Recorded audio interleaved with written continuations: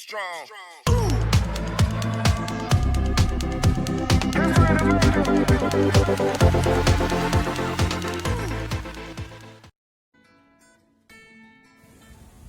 Assalamualaikum warahmatullahi wabarakatuh. Hari ini kita akan praktikum mengenai uji kadar oksigen terlarut dengan metode iodometri Winkler. Botol Winkler yang kita gunakan nanti akan seperti ini. Jadi nanti jangan lupa dilihat volumenya, di sini adalah 100 ml. Ini bentuknya seperti ini botol Winklernya. Terus ada lagi jenis botol Winklernya yang seperti ini. Nah, di sini tertera volumenya 117,95 ml. Nah, alat-alat yang kita gunakan ada buret, statif, Erlenmeyer, botol Winkler, beker glass, pipet volume, pipet ukur, bola hisap. Adapun reagen-reagen yang kita gunakan, baku primernya yaitu KBRO3, terus ada reagennya KI 10%, H2SO42N, lalu baku sekundernya Na2SO3, natrium tiosulfat, kemudian sebagai indikatornya amilum, juga ada alkali iodida azida, MnSO4 20%, dan H2SO4 pekat. Pertama-tama kita isi dulu buretnya dengan baku sekunder natrium tiosulfat. Buretnya sudah kita isi dengan larutan baku sekunder natrium tiosulfat. Jangan lupa pada bagian bawah keran jangan ada gelembung udara. Pastikan tidak ada gelembung udara lagi pada bagian bawah kerannya itu. Langsung kita mulai praktiknya. Nah, pertama kita akan melakukan standarisasi larutan natrium tiosulfat dengan larutan kalium bromat. Jadi di sini nanti kita pipet 5,0 ml KBRO3, lalu nanti kita tambahkan 10 ml KI 10%, lalu ditambah 10 ml H2SO42N, lalu nanti jangan lupa ditutup Erlenmeyernya menggunakan aluminium foil, bisa juga kertas. Lalu nanti kita titrasi dengan natrium tiosulfat sampai warna kuning muda. Lalu kita tambahkan 1 ml indikator amilum 1%. Nanti baru kita titrasi lagi sampai warna birunya tepat hilang.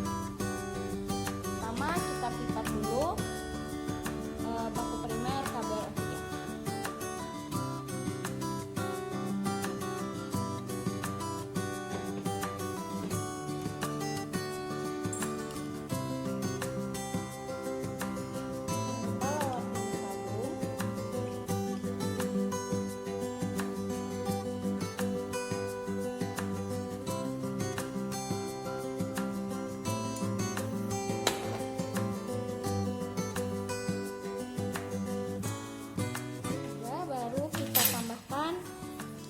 KI 10% dan 10 ml H2SO4 2N.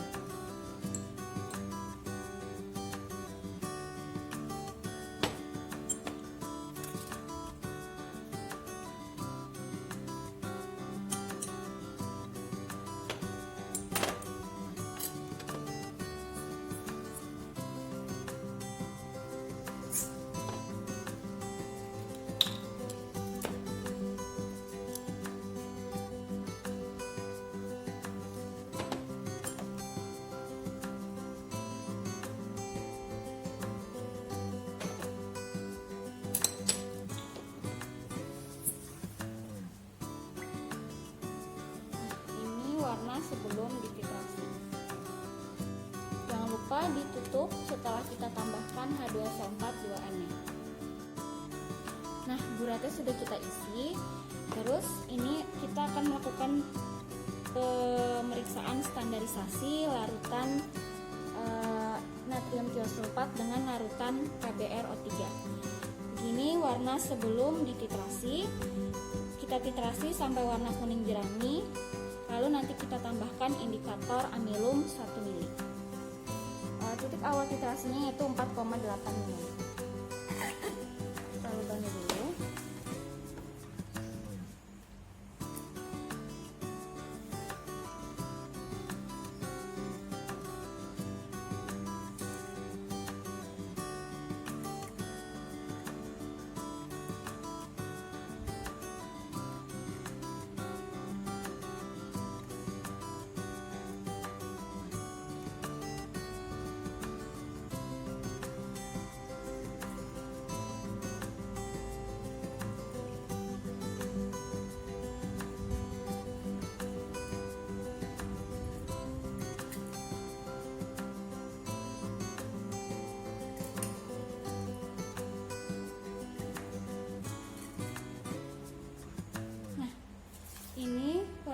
jerami, lalu kita tambahkan amilum 1 mili. Kita tambahkan dengan amilum 1%.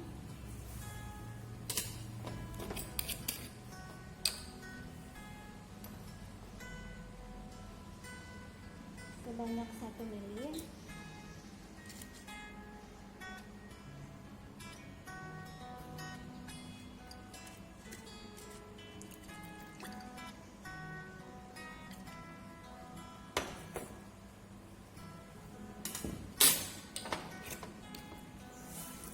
Lalu kita lanjutkan titrasinya. Ini warna setelah kita tambahkan dengan amilum, lalu kita lanjutkan titrasinya.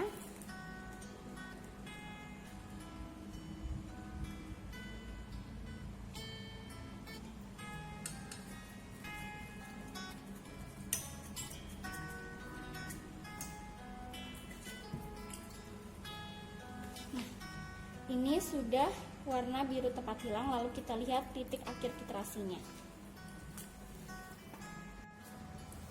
Nah, lanjut kita mempersiapkan sampelnya. Kita di sini menggunakan botol Winkler ini, yang mana volumenya di sini adalah 117,95. Jadi pertama-tama kita isi botol Winklernya dengan sampel air, dan jangan sampai ada gelembung.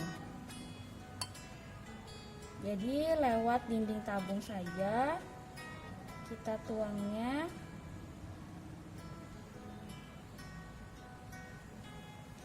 Sampai penuh.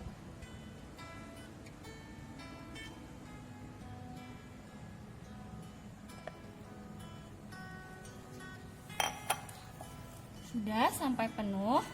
Lalu kita tambahkan reagennya. Di sini kita menggunakan MnCl2 20%. Kita pipet 1 mili.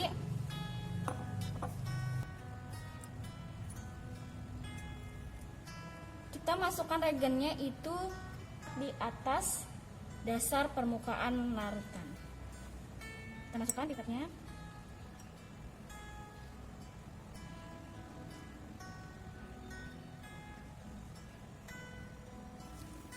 Lanjut kita tambahkan alkali iodida azida sebanyak 1 mili. Caranya sama, kita pipetnya ke permukaan dasar larutan. Nah, kita masukkan lagi.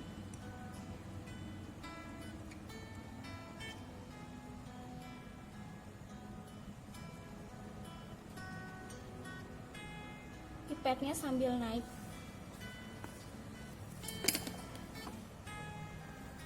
Lalu kita tutup. Penampakannya seperti ini. Jangan lupa dihomogenkan.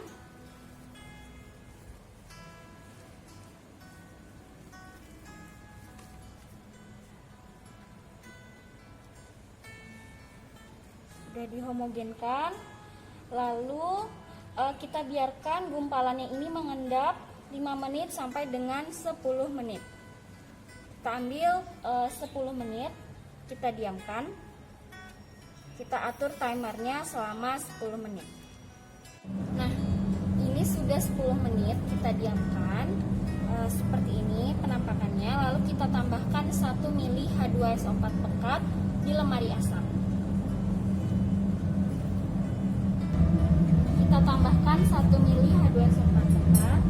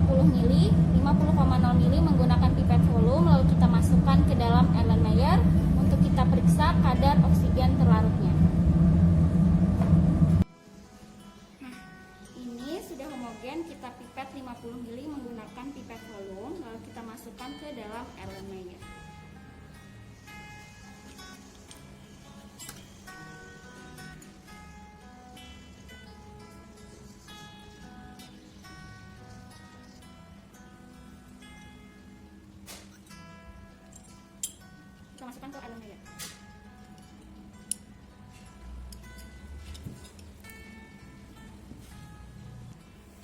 Nah, ini sudah kita tutup Erlenmeyer-nya menggunakan aluminium foil.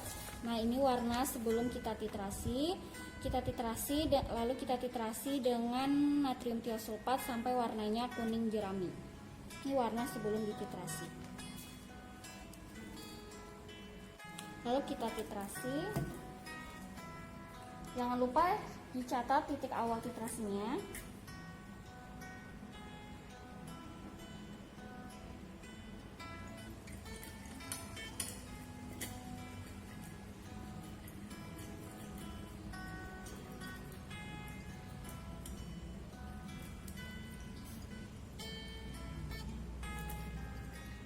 Hati-hati pada saat mentitrasi sampai warna kuning jerami, jangan sampai terlewat, karena kalau kelewatan dia akan berwarna bening.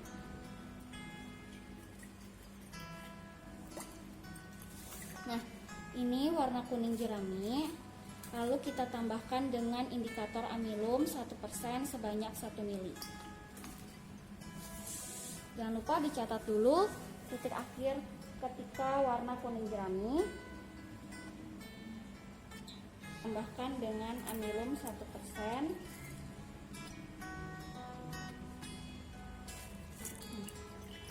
Warnanya menjadi biru. Lalu kita titrasi sampai warna biru tepat hilang.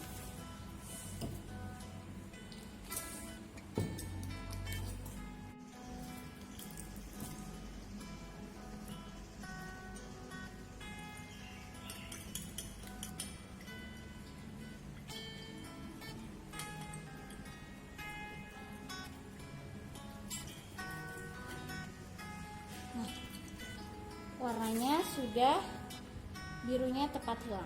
Kita catat titik akhir titrasi. Perhitungan uji kadar oksigen terlarut. Di sini kita peroleh data dari botol baku primernya, berat KBRO3-nya dan 0,1765 gram. Volume KBRO3-nya pada saat membuat larutannya itu 500 ml atau sama dengan 0,5 liter.